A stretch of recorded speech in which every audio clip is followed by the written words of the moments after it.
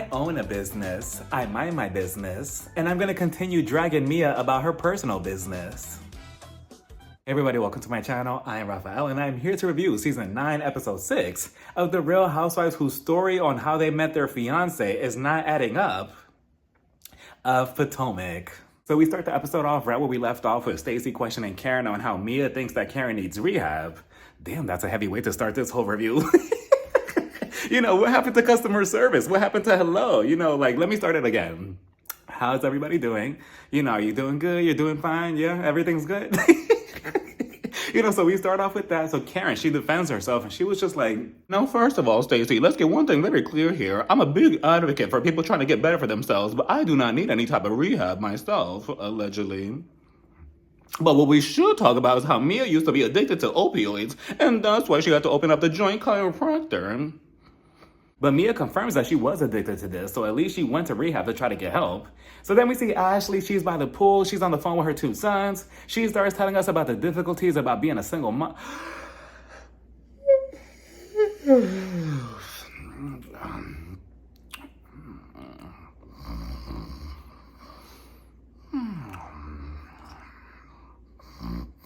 So everybody else comes outside by the pool. They start talking about Wendy's lingerie. Specifically, Kenya. Kenya tells her, oh yeah, Wendy, I saw you on the phone last night with Eddie. You were on the phone with him for hours with your lingerie. So they flip it on her. Oh, well, Kenya, we saw you on the phone last night as well with Walter, and you had on some lingerie too. So Kenya, she was just like, well, you know, I mean, we were just FaceTiming, you know, it was nothing serious. You know, we were just having a nice conversation and, you know, catching up and everything. It was nothing really serious, but we were having a good time on FaceTime. And I'm like, okay, Kenya, okay. So then we started talking about Kiarna and Jassi's relationship, and the way Jassi explains her relationship is very questionable. We find out more later on in the episode, but as of now, it's all up in the air. So then Mia, she comes out with these 2 strands of flowers, and she's like, Wendy, your husband gave you flowers for your birthday. These are your flowers from Eddie. And I'm looking at the flowers like, oh, just 2 little flowers, that's it? No big bouquet for her birthday, nothing? I guess it's cute. But, you know, I'm just being a hater because nobody's giving me flowers, so. They were beautiful flowers. So she gives them to Wendy. They get up. They start celebrating. They start dancing for her birthday. Then here goes Kenya. Well, you know, I really don't have too much rhythm. You know, I really don't know how to dance too much or have too much, you know, movement in my body. And then the camera pans over to Stacey. And then Stacey looked like a wet fish out of water. She was just like... And I guess Mia got caught up in the moment because next thing you know, we see her dancing on Kiarna. She starts dipping her stiff booty on top of Kiarna. If I was Kiarna, I'll just be sitting there like, huh, you want to dance on me? I mean, yeah, sure, why not, I guess. Do I like it? I mean, yeah, you're doing an okay job. It's pretty decent. Mm-hmm. Does it feel nice? I mean, it feels all right, I guess. I mean, I suppose. You know, like, you're not about to be dancing on me after you just threw my ex-boyfriend in that whole situation in my face just the day before. And now you're dancing on my kitty cat? Absolutely not. That's what Jacqueline is here for. Go to her. So then Giselle shows up. You know, she couldn't wait to leave past her holy whore in Potomac. And I'm like, wow, Giselle, you're really dedicated to the show. Like, you only have like 5 minutes of filming left here in North Carolina, but, you know, I guess she's dedicated to earning every single penny on her Bravo check. So she gets down to business. She puts her purse down. She sits down at the table with Jassi. She's like, Jassi, I need you to fill me in on everything that's been going on in the last 24 hours since I've been gone, because I'm here to produce, I'm here to cause drama, I'm here to stir mess, so let me know what's been going on. So Jassi, she fills her in on everything. Eventually, everybody else comes back in. They're all sitting at the table. They start taking shots. Mia, she grabs the bottle, right, of tequila. She starts pouring it in everybody's mouth like, Stacey, it's your turn. Jassi, it's your turn. Ashley, come over here, it's your turn. And then they're like, oh, Mia, what about you? Next thing you know, she grabs the bottle, or at least the tip of it, and she puts it down her throat.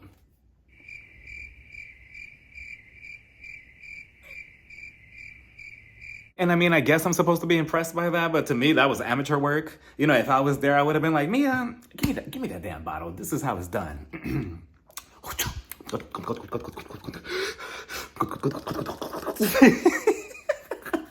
And if you really want to take it there, you slap it against your face. That's what they like, right? But I'm like, wow, Mia, the whore jumped out and then the whore jumped back in. And honestly, if I was Karen, this would have been enough for me to get my life together. I would have been looking at her like, you know what, Mia, maybe you do have a point. Maybe I should go. I'm just going to stop drinking alcohol after this. And I hope that after she did that little, move, that she put the bottle down and she got a fresh one. Because imagine being the next person like, okay, so who's next? I would have been looking at her like, you know what, Mia? All of a sudden, I'm sober now. No alcohol for me. I'll take some apple juice. Like, just nasty and uncalled for. She's like, oh, we're going to go to the joint chiropractor. And I'm like, I don't get why. Like, why are we going there? Like, for what? Who needs their back cracked? Not that way. And I mean, unless we're going for that, but I don't think that they are. But I just don't get it. And it's Wendy's birthday. Like, how does this relate to Wendy's birthday? This isn't even something that she wants to do. It hasn't even been about Wendy. It's been all about Mia, Mia, Mia. So on the way there on the sprinter bus, Giselle and Wendy are sitting next to Kenya, and Giselle decides to question Kenya about everything regarding her relationship with Walter. And she's like, so Stacey, you and TJ, have you not been intimate whatsoever? Like, you haven't grabbed it, licked it, flipped it, and reversed it? Nothing, not even a little bit of oral? And I'm like, whoa, Giselle, what's with these questions? But okay, I'm curious too, so I'll allow it. And Stacey, she's like, no, it's not even about that. We have a deeper connection. Besides, he's waiting for me for marriage. He's waiting for me specifically for when we get married together. And what did Quad say on Married to Medicine? No, baby. No. But okay, Stacey, you believe what you want, right? So then Giselle, she continues, are you sure you're not curious about what he's working with? Like, you don't even want to test drive it? And I'm like, whoa, Giselle, it sounds like you want to test drive it. Like, you want to take it out for a spin, like, or Jamal, how Jamal has been test driving every single car in every single dealership behind your back, allegedly. Yeah, you want to poke fun at Stacey and her delusions. Like, yeah, I agree, she is delusional, but she'll find out just like the rest of us when she can, right? So then I believe she starts asking her about what Walter does for work. She's like, oh, he's an actor. Here goes Wendy. Oh, so he does background work. Like, Wendy, you're wrong for saying that. And Stacey's like, no, he's an actual actor. Like, he's been on stuff. Like, it's official, it's legit. And then in the confessional, she takes a one-up on Giselle. Giselle can make fun of my relationship or whatever you want to call it with Walter all she wants, but she's going to have to do it alone. I wish you would have said that face-to-face to Giselle, but I'll give her 2 points for that. So they finally make it to the joint just to stand around and look at each other in the hallway. I just don't understand why Mia brought them to the joint specifically to do what? And then she has the nerve to say, is anybody hungry? Like, no, I want to go do something fun for my birthday. Like, what are we doing here? So they go out to the patio, they sit down to have some lunch. Giselle, being the producer, she asks Kiarna, is everything okay with you? Like, what's going on? And Kiarna, she points at Mia. Mia, I just really didn't like what you said about me and my ex-boyfriend being a drug dealer. I just don't like that when you're a stripper yourself. So Mia was just like, yeah, I used to be a stripper, but that's legal, unlike dating a drug dealer. So Kiarna was just like, oh, so you're okay with selling some ass? Here goes Karen underneath her breath. Not selling some ass. And I mean, there's nothing wrong with selling some ass here and there, because I'm pretty sure that we've all been in a situation when we hooked up with somebody and we thought, damn it, I gave it away for free when I should have probably charged him at least $20, right? So there's no judgment with that. It's just the fact that Mia, putting the stripper thing aside, the fact that you're looking down at anybody on the show, specifically Kiarna, and yet you have 2 different men on this show competing on who's the father of your child, that is funny coming from you. The fact that you think that you're holier than thou, then Kiarna, like, come on now. Like, that's what she's trying to prove here. And like I said last week, all Kiarna really has to do is really take it there with you and just mention your mom and her past with drugs and shut this whole thing down. And then you'll probably be quiet. But then again, Kiarna, you did kind of start with her last week first. So eventually they head back home to get ready for Wendy's birthday celebration, even though I have yet to see any type of celebration for her birthday this trip, but okay. And she's going to be wearing all white, and I love the outfit that she had on, especially with the hat, and everybody else is going to be wearing red. So Giselle, she goes to check on Ashley. Ashley tells her, you remember my hit song, right? What's the name of it? I'm not healing and I'm not thriving with no alimony or something like that. And Giselle is just like, yeah, what about it? Oh, well, I'm coming out with an EDM version of it.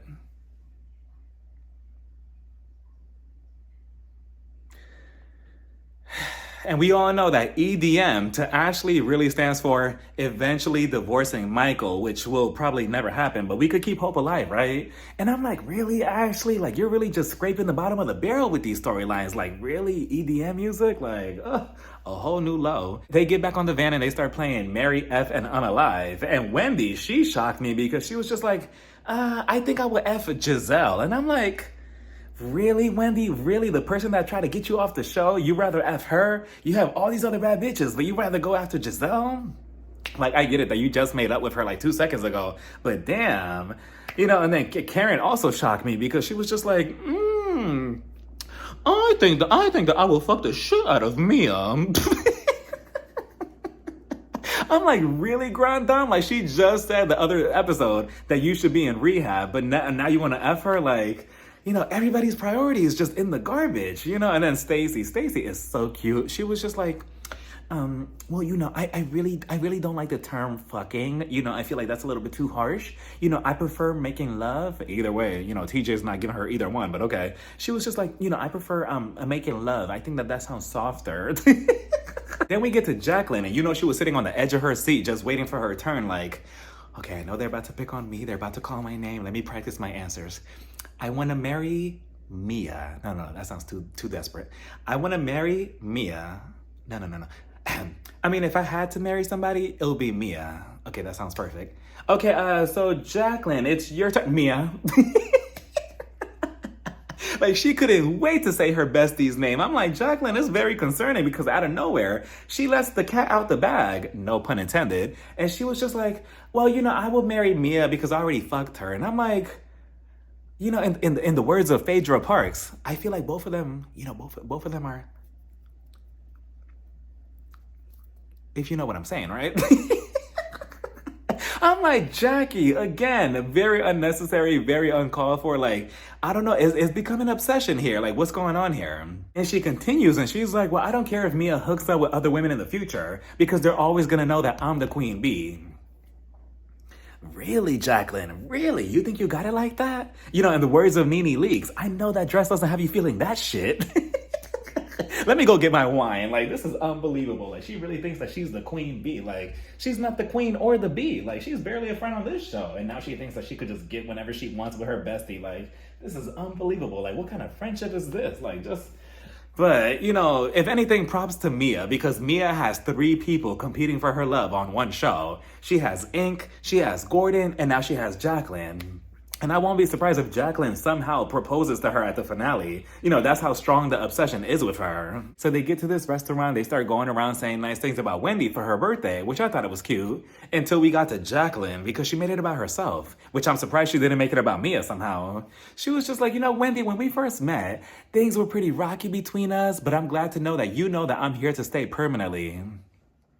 And production is watching this like, you're about to get the boot for next season. Don't get too comfortable, Jacqueline. So then Stacy, she stepped up and she was just like, well, the other day we were talking about Jassi and her relationship. Jassi, would you want to explain that? And I'm like, oh, okay, Miss Kenya Moore. So then Jassi, she went on to explain this whole timeline with her and her boyfriend. And I rewatched it 3 different times and I just don't get it. She went on to say that her and her fiancé were dating for a couple of months when she found out that he had another baby behind her back. But it didn't really count because it was a leap year and it was sunny outside. And that morning it was raining. So she decided to go outside for a hot dog. So she came back in, she took a nap, she woke up and she was just like, oh, wait a minute. The baby was there 9 months prior to me meeting him, but not really. Then she found out that he had another woman pregnant, but that also didn't really count because it was around Christmas time. So, around Christmas, everything restarts again because the new year. So technically it was the new year and the baby came into the new year. So I guess technically the baby was 3 years old, but not really. It was 1, but it was really 2. So yeah. And I'm like, everybody at the table is looking at her like, Jassi, what? You sound crazy. Like, the whole thing is just not lining up. It honestly sounded when they questioned Phaedra, when they asked her, oh, how far into your pregnancy are you? And she was just like, I think like maybe like 5 months or something. This baby's just ready to come out of me anytime soon. Same scenario, because Jassi is just not making sense.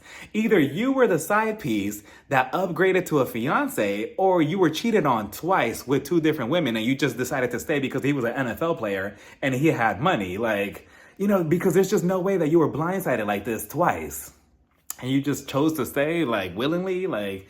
But, and of course, Giselle in the confessional, Jassi, just admit that this man cheated on you and had 2 babies behind your back. Like, it's fine. Of course it's fine to her. She settles for less.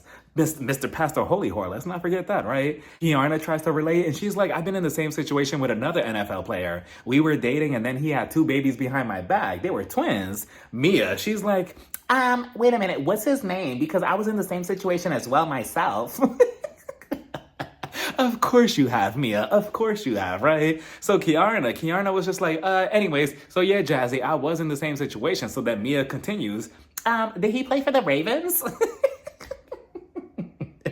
And Kiana was not about to admit that because I feel like, maybe they were talking about the same guy, but Kiana was not about to look stupid twice in front of Mia like that. So she was just like, oh no, he played for Jesus, and that's that. But maybe they were talking about the same guy. But Mia, again, we just continue finding out more about her, right? But that was that, and that was Wendy's celebration for her birthday. Yippee. Like, oh, I would have been so pissed if I was Wendy. Like, you brought me all the way down here for some BS. Just to watch Mia, put a bottle down her throat and to go to her chiropractor. For what? But that was that. And Jassi, this whole timeline... Yikes. But let me know what you all thought about this whole entire episode down in the comments. Bye, everybody. Mwah.